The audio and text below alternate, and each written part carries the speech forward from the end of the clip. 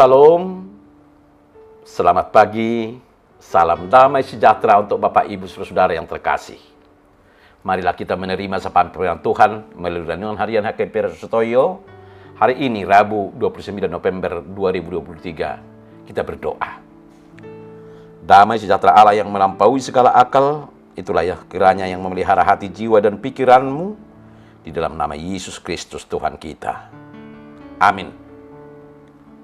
Firman Tuhan yang mau menyapa kita melalui renungan harian ini terambil dari kitab Pengkhotbah 7, ayatnya yang ke-7. Sungguh, pemerasan membodohkan orang berhikmat dan uang suap merusakkan hati. Dalam bahasa Batak Toba, Parjamita pitu ayat pitu. Tongo tahe pangarupaon bagilo rohani halak napistar jala sisip mengago turoha. Saudara-saudara yang terkasih dalam nama Tuhan Yesus, berita-berita tentang pemerasan dan para penerima suap yang terkena OTT atau operasi tangkap tangan teramat sangat sering menghiasi layar televisi kita akhir-akhir ini. Demikian seringnya berita itu ditayangkan, membuat masyarakat menjadi terbiasa dan menganggap hal itu sah-sah saja sebagai bagian dari ciri manusia modern. Hal yang cukup memprihatinkan adalah bahwa mereka yang tertangkap, dipoto dan ditayangkan televisi tidak sedikit pun memperlihatkan rasa bersalah atau penyesalan dari wajah mereka. Perbuatan itu sudah dianggap biasa, tidak lagi dilihat sebagai suatu penimpangan atau tindakan yang bertentangan dengan ajaran agama. Hal lain yang menyedihkan dan memprihatinkan kita adalah ketika kita tahu bahwa beberapa di antara mereka yang melakukan perbuatan tersebut adalah warga gereja. Kitab Pengkhotbah memberikan pernyataan yang amat tegas tentang pemerasan dan penyuapan. Kedua kata tersebut memiliki konotasi yang negatif. Orang-orang berhikmat, orang-orang yang memiliki kebijaksanaan, orang yang tergolong pandai akan tetap dapat dibodohi jika praktik pemerasan dan penyuapan itu masih ada dan diberi toleransi. Sementara praktik suap dan pemerasan dapat merusakkan hati.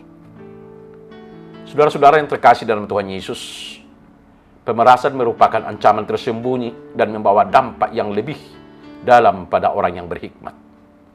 Orang yang hidup dalam kebijaksanaan dan pengetahuan Tuhan dapat terperangkap oleh godaan pemerasan. Bagaimana hal ini terjadi?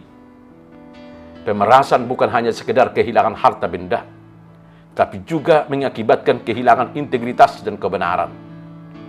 Orang yang terlibat dalam pemerasan cenderung melepaskan nilai-nilai moral dan kerohaniannya demi keuntungan duniawi. Dengan demikian, kebijaksanaan yang dimilikinya menjadi tercemar oleh tindakan yang tidak benar. Suap sangat merusak pondasi hati yang saleh. Ayat ini juga memberikan peringatan yang tajam mengenai uang suap.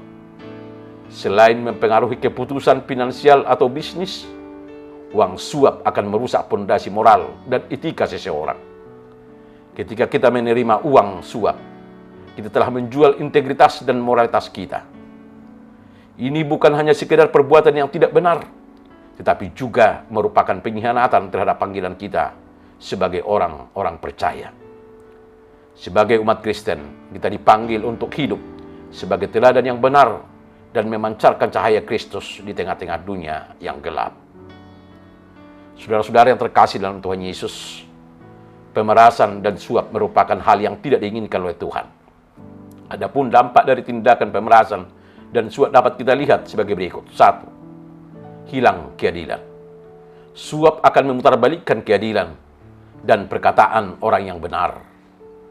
2. Hilang kualitas. Orang tidak lagi akan berusaha untuk menggali potensi pribadinya karena dia terpapar ke arah suap. 3. Hilang kejujuran. Banyak orang yang pada dasarnya tidak mau memberi suap, tapi dia terpaksa melakukannya karena terpengaruh dengan lingkungan dan situasi. Suap akan membuat orang tuli, bodoh, dan tidak melihat kebenaran. 4. Timbul sikap pesimis. Sikap ini dikenal dengan sebutan kalah sebelum berperang. Orang tidak lagi mampu untuk bersaing dan berkompetisi karena semua hal dapat diatur oleh suap. Hati yang tulus, jujur, bersih tidak boleh dinodai dan tercederai oleh praktek suap. Pemerasan dan penyuapan tidak boleh terjadi dan tidak layak dilakukan dalam hidup orang percaya. Praktek pemerasan dan suap membodohi kemanusiaan dan merusak hati. Orang percaya harus menjadi pioner melawan praktek pemerasan dan penyuapan. Dengan cara itu, orang percaya menampilkan kekristenannya yang autentik, elegan, penuh kasih, sehingga berkenan kepada semua orang dan kemuliaan bagi nama Tuhan. Amin. Kita berdoa. Tuhan, terima kasih karena mengenal-Mu adalah permulaan hikmat. Tolong kami untuk melakukan yang terbaik dalam tiap kesempatan hidup kami.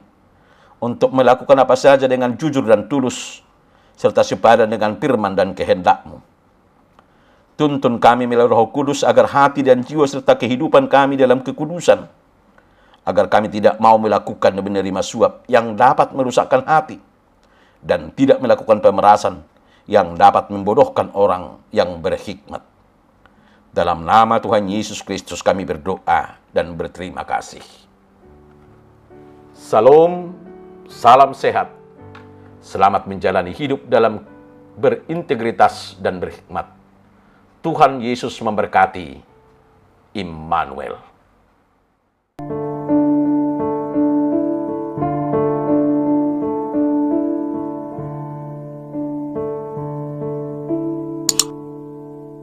You